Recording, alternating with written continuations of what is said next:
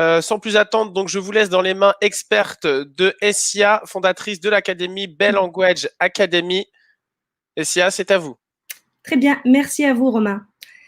Étant la dernière présentatrice de la série qui a commencé il y a 11 jours, me semble-t-il, je voudrais également remercier l'auditoire d'être encore présent et attentif. Nous sommes effectivement, comme Romain vient de le présenter, nous sommes effectivement un centre de langue situé dans l'est de la baie, à 20 minutes du centre-ville de San Francisco. Nous enseignons depuis maintenant 10 ans un certain nombre de langues, une dizaine, et je me contenterai pour cette présentation de parler plus français, puisque cette présentation s'adresse à la communauté francophone, francophile. Et donc, passons à la diapositive suivante ici. Donc, essentiellement, on enseigne un certain nombre de langues qu'on peut voir ici sur le second tronc à droite, mais le français reste l'une de nos langues dominantes. Depuis la mi-mars, nous sommes tous logés à la même enseigne et avons commencé l'apprentissage des langues de façon virtuelle et interactive. Nous le faisions auparavant, mais pour certaines classes de façon réduite, mais la majorité de nos classes se faisait en présentiel. L'apprentissage vise d'une part la communauté francophone et francophile, ainsi que notre communauté cosmopolite dans son sens large, puisque nos familles représentent 21 pays. On parlera plus en détail de la différenciation qu'on fait entre les apprenants qui arrivent de familles où l'un des parents ou souvent les deux conjoints parlent le français et où les apprenants ont été exposés au français, à la langue cible depuis leur tendre enfance. Et donc, pour cela, leur capacité de compréhension, leur capacité d'expression orale, et bien sûr, sera beaucoup plus élevée que celle de ceux qui arriveront dans la section de français langue étrangère, des FLE. Et donc, il y a évidemment une séparation. Et au sein de ces différentes classes, il y a encore des différenciations qui s'opèrent. Pour ce qui est de l'apprentissage des langues, nous offrons un environnement qui se veut structuré, rigoureux, mais ludique, en employant des approches multiples. Il faut vraiment plus que jamais maintenant présenter des documents, des livres, des chansons, tout ce qui peut attirer, intéresser et canaliser l'énergie de nos apprenants. Et donc, nos classes sont organisées en petits groupes en fonction du niveau de nos apprenants, de leur âge, de leur aptitude, de leur niveau de maturité. Et donc, on offre des classes d'immersion dans lesquelles, comme je disais il y a un moment, on différencie l'apprentissage de la langue en fonction des habiletés de chacun. Nous encourageons également l'esprit critique, la curiosité. Donc, il n'est absolument pas la façon dont on enseigne, on ne veut pas que nos apprenants associent l'apprentissage d'une langue avec de la mémorisation pure. On présente le curriculum d'une façon tout autre et on ne se contente pas de demander à nos élèves de mémoriser sans comprendre. Nous voulons accueillants, inclusifs et stratégiquement tolérants à l'erreur, pour reprendre une expression de Monsieur Dehaene, professeur au Collège de France, et nous avons un centre multiculturel avec plusieurs langues et puis un corps enseignant qui est très divers et un corps étudiant qui l'est également. Nous allons passer maintenant à la diapositive suivante où nous avons passé plus en revue ce que Monsieur Dehaene nous a appris et d'abord ceux ils sont plus que jamais pertinents, ces 4 piliers. Ils sont importants en raison de cette pandémie, puisqu'on a dû apporter des ajustements pour continuer à offrir un niveau d'apprentissage à la hauteur de nos standards. Et ainsi, pour reprendre donc le travail de M. Dehaene, on les a transposés à la pédagogie. Et donc, on se focalise évidemment pour essayer d'attirer l'attention de nos apprenants, pour mieux les captiver, pour mieux canaliser leur énergie. En les engageant activement, on ne veut pas que que nos étudiants soient derrière leur écran passif, ont leur caméra est allumée, leur audio, et puis ils interagissent constamment avec leurs professeurs. Et donc, il faut vraiment faciliter la mise en mémoire, et pour cela, il faut vraiment qu'ils aient du plaisir. Et souvent, nos élèves disent « Ah, c'est déjà fini », et donc c'est la meilleure… c'est toujours très agréable de les entendre dire ça. Le retour d'information, expliquer que l'erreur, non seulement qu'elle fait partie de l'apprentissage, mais qu'elle est inévitable et souvent fertile. Et enfin, le pilier de la consolidation qui renforce la notion que ce qui est appris ne va être enregistré de façon durable que si la situation d'apprentissage est répétée. Donc, tant qu'elle se répète, c'est comme ça que la consolidation se fait à long terme. Bien, la diapositive suivante maintenant relate les 4 piliers classiques que vous connaissez, qui sont connus, et donc qui regroupent la lecture, la compréhension, l'écoute, l'expression orale et l'expression écrite. Et donc, dans nos classes, on ne peut pas prétendre et dire, pour chaque classe, ces 4 piliers, on va les diviser, on va avoir 25% de chaque. Non. On va différencier en fonction des semaines, des mois, des groupes d'étudiants. Certains piliers seront plus favorisés que d'autres.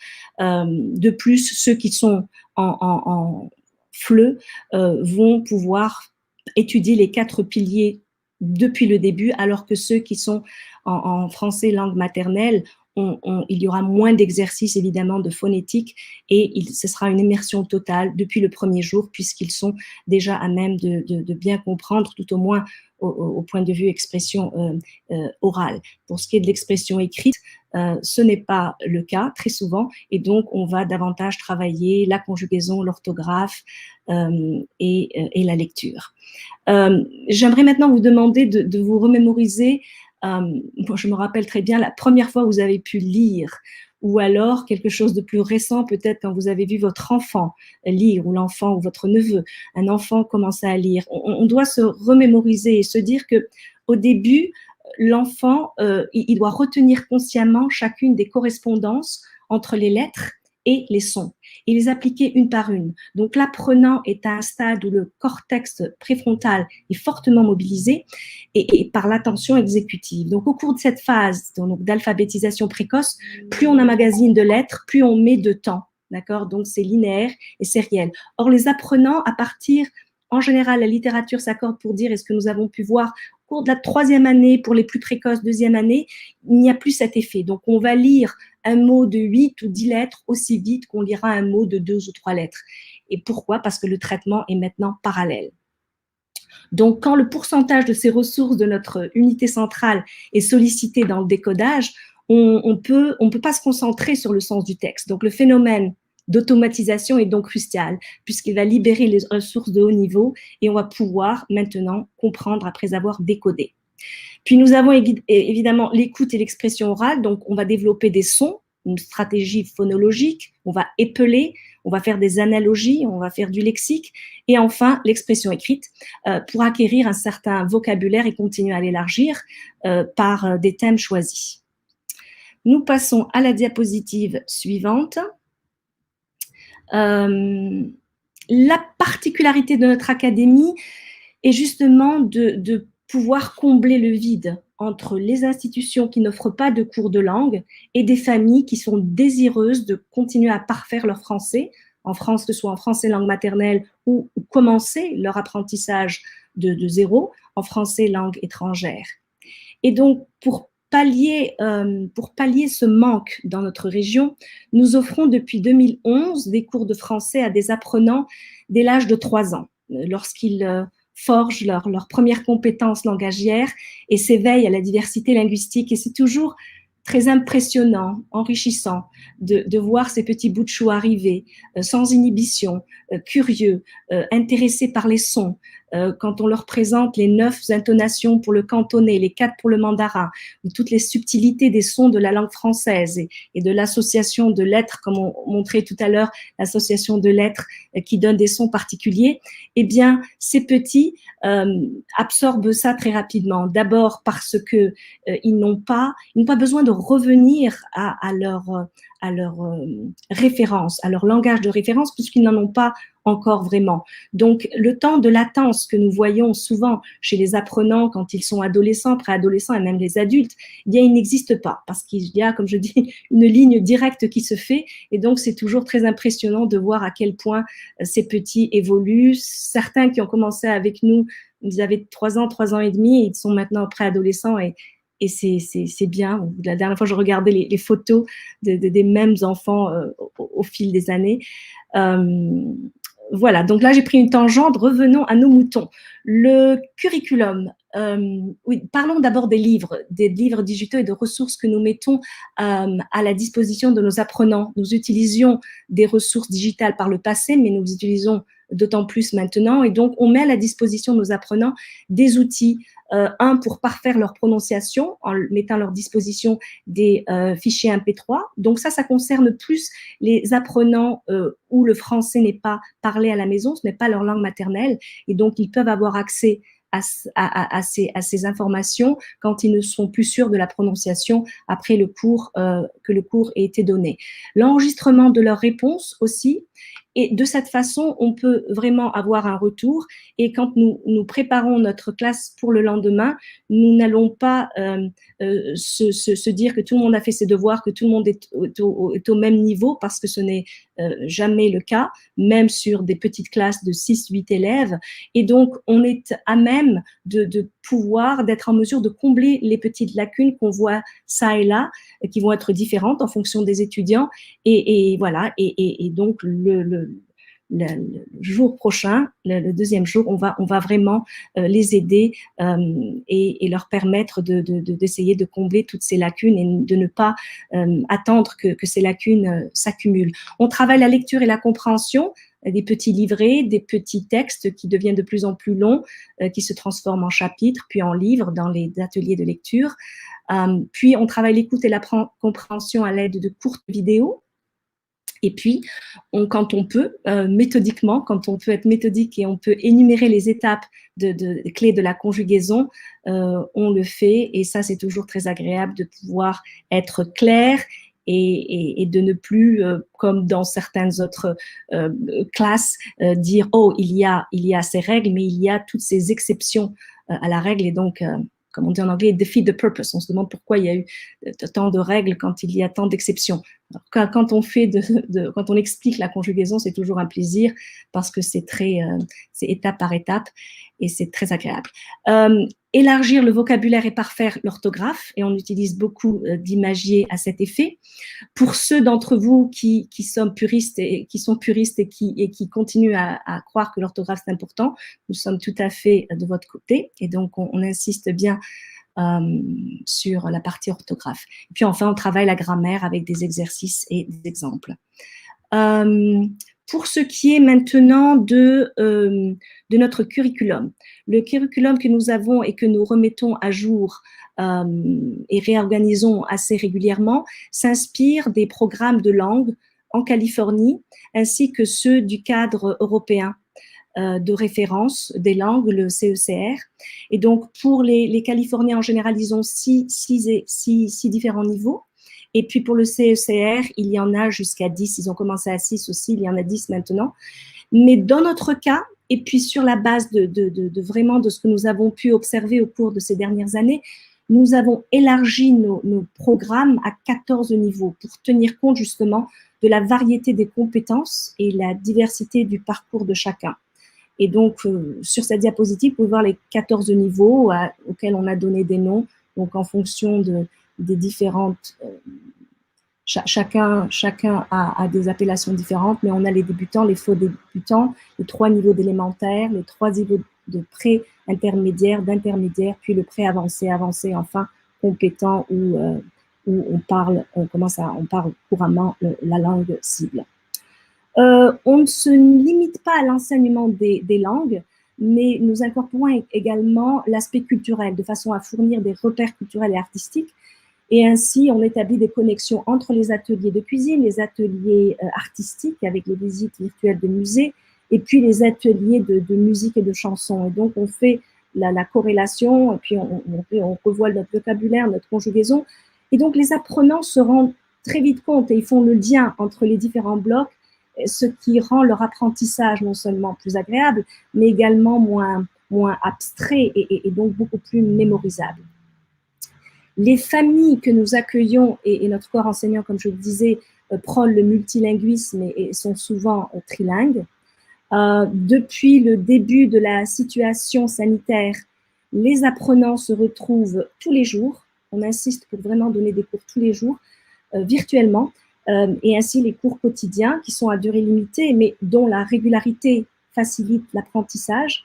Ils permettent d'établir une routine au cours de laquelle les élèves restent engagés et motivés. Nous avons eu un très bon retour de la part du corps enseignant et des familles en disant on veut que les enfants puissent faire du français, du mandarin, du cantonais, de l'italien tous les jours à petite dose. Voilà. Et donc, comme nous dispensons nos cours en général après qu'ils aient fini leur cursus général, pour la plupart, nos étudiants arrivent vers entre 13h et 15h en fonction de leur emploi du temps et du trajet. Certains font jusqu'à 1h, 1h30 pour venir à nous.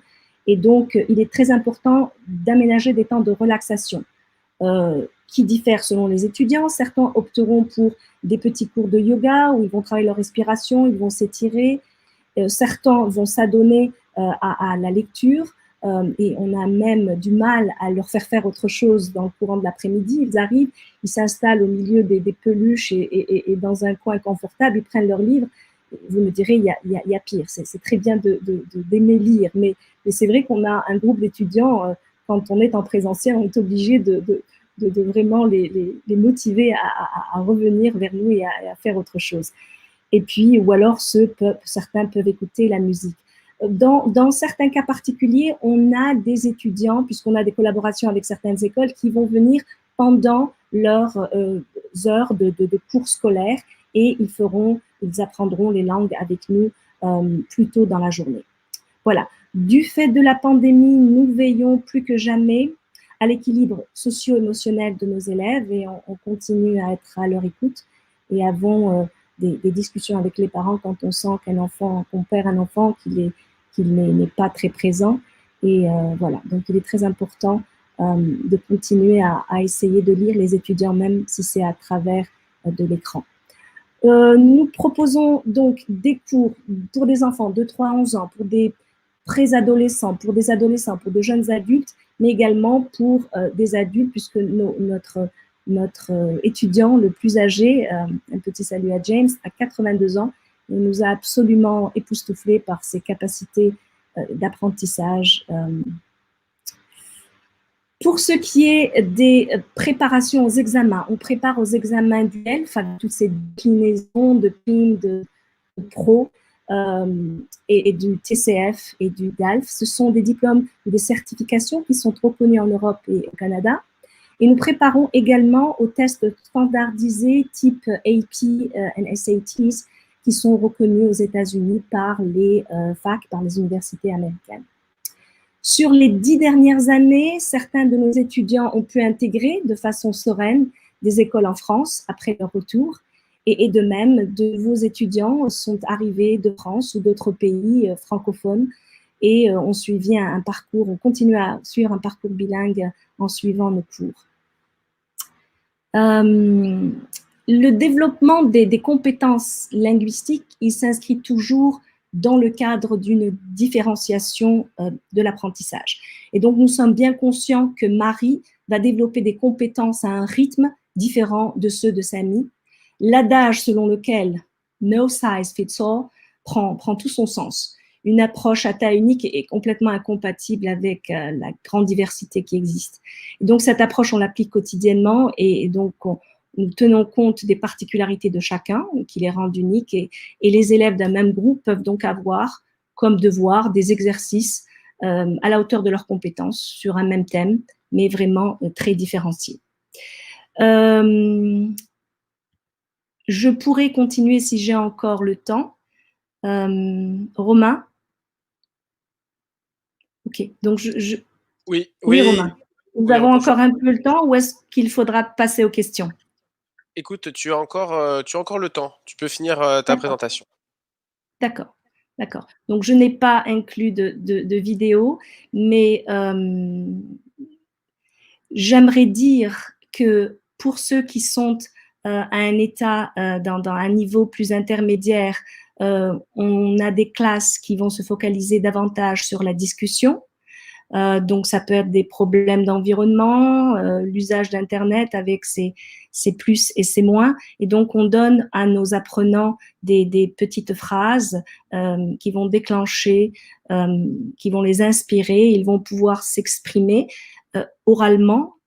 Et puis, à l'écrit, on peut leur donner un peu de temps pour qu'ils puissent présenter un argumentaire. Donc ça, c'est l'approche qu'on a avec les étudiants qui ont déjà un niveau assez élevé qui leur permet de discuter des phénomènes d'actualité. Et donc, on peut prendre des articles du monde ou que sais-je en fonction de leur intérêt et continuer à leur faire du français.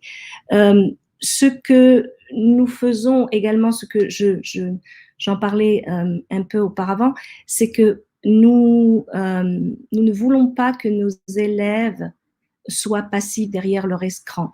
Donc souvent, nous optons pour l'inversion de la classe. Cela veut dire qu'au lieu de présenter le cours aux élèves, puis de leur faire les exercices, on va faire le contraire. On va commencer par leur donner des exemples, commencer avec des exercices et essayer de leur faire tirer les conclusions d'eux-mêmes. Donc, ils vont s'approprier le cours, ils vont souvent davantage le mémoriser dans ces conditions.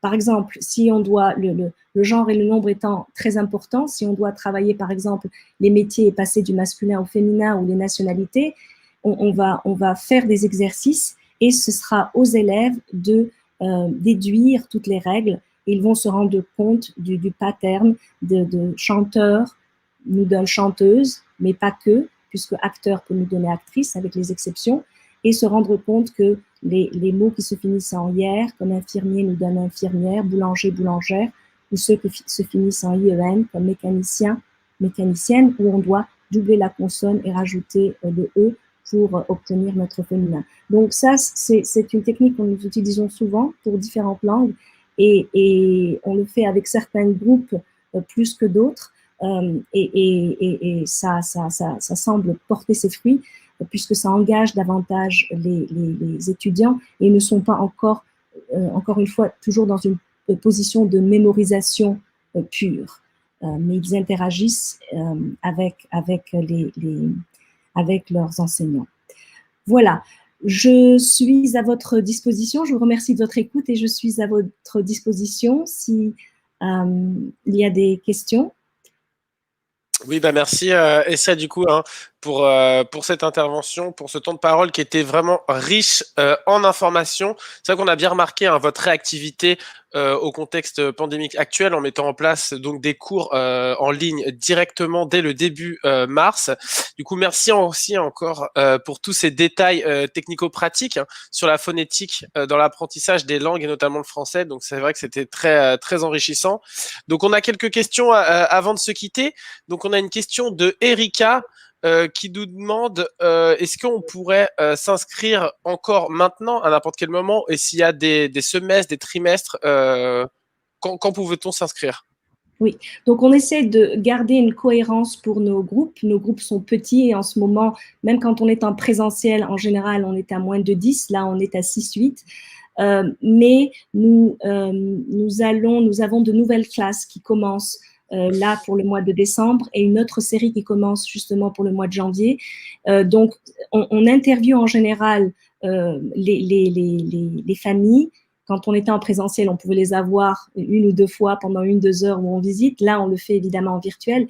Donc, cette personne peut s'adresser directement à moi et puis je lui donnerai la marche à suivre. On pourra avoir une discussion virtuelle et donc il faudra savoir si l'enfant qui veut s'inscrire, si c'est un enfant, ou peut-être que c'est un adulte, je ne sais pas, on devra faire un petit test. Si c'est quelqu'un qui a déjà pris des cours de français, savoir si les cours de français, s'ils connaissent le français, s'ils l'ont étudié de façon formelle ou informelle, parce que ça fait une grande différence. Donc, faire des petits tests et puis pouvoir les placer. Au début, on prend beaucoup de temps pour placer l'enfant là où on pense qu'il s'épanouira le mieux. Et donc, ça prend du temps, mais on compte ouvrir, là, on ouvre des classes pour décembre et janvier. Donc, oui, on l'accueillera avec plaisir. Super, eh ben merci. On a aussi donc Marwan qui nous pose une question, qui nous demande si il peut en prendre des cours même s'il n'est pas dans votre région, vu que c'est Oui. pas en présentiel. Oui, donc oui, nous limitions le nombre d'enfants par classe et le nombre de classes parce qu'il vient l'après-midi, donc on ne veut pas faire de cours pour les tout petits après 6 heures, après c'est les adolescents et les adultes, mais dans ce cas particulier, on a ouvert davantage de classes et on a des étudiants qui se trouvent en Europe et qui font de l'anglais avec nous. Il y a des gens qui sont en Chine et qui font du français. Donc, vraiment, oui, on peut accueillir des gens même s'ils ne sont pas localisés dans notre circonscription géographique. D'accord, super, merci. Donc c'est vrai donc je me demande aussi, hein, je pense que l'auditoire se demande, est-ce que les mesures que vous avez mis en place aujourd'hui en distanciel, c'est des choses que vous comptez garder dans le futur post-pandémique, je ne sais pas, peut-être l'année prochaine ou en 2022, ou c'est des choses que vous ne considérez que comme temporaires? Non, non, elles ne sont pas temporaires. On les avait utilisées par le passé dans une moindre mesure, mais là, maintenant que ça marche et que les petits, on se rend compte qu'ils progressent et les parents voient que leurs enfants arrivent à lire, ils arrivent à s'exprimer. Et donc, oui, on a eu beaucoup d'emails et beaucoup de parents qui nous ont posé la même question. Et donc, effectivement, on continuera à offrir des cours comme ça, maintenant que nous le maîtrisons encore mieux, on continuera à offrir des cours comme ça, même après la fin de cette pandémie que j'espère proche. Super, bah merci Essia du coup pour toutes ces précisions. Vous donc qui vous nous regardez derrière votre écran, parents ou non parents, que vous soyez seuls avec des enfants en famille, n'hésitez pas à prendre rendez-vous directement avec Essia via le QR code qui s'affiche en bas de votre écran ou en lui envoyant directement un email sur sa boîte personnelle. Voilà, donc merci Essia, je vous remercie pour votre intervention d'aujourd'hui. Merci beaucoup Romain. Merci.